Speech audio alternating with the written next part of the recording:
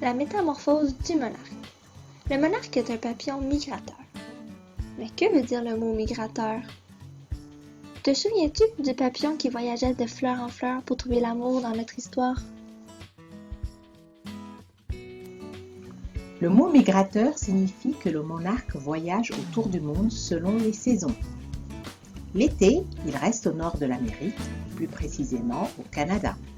L'hiver, il se dirige vers le centre de l'Amérique, surtout au Mexique. Avant de faire son grand voyage, le monarque doit tout d'abord devenir adulte. Le monarque doit alors se métamorphoser. La métamorphose du monarque. Qu'est-ce que la métamorphose? Ce sont les étapes de transformation d'une espèce.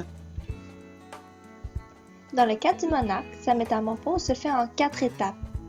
La pondaison, La chenille le cocon, et le papillon. la pondaison. Les papillons aiment bien les fleurs. Sur ces feuilles, la femelle papillon va pondre de minuscules œufs. À l'intérieur de chacun de ces œufs se développera une chenille.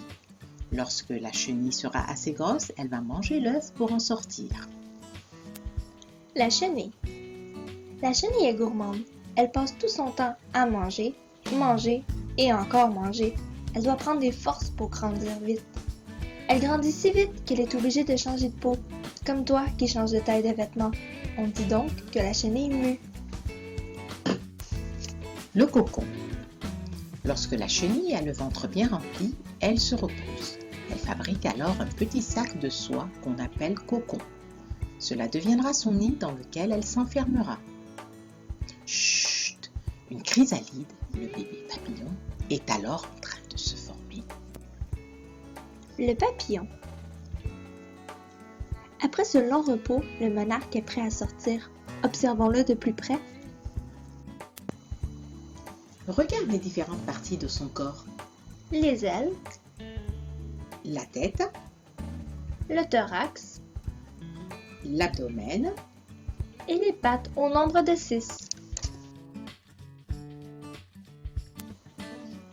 Nous espérons que tu as aimé découvrir cette métamorphose du monarque.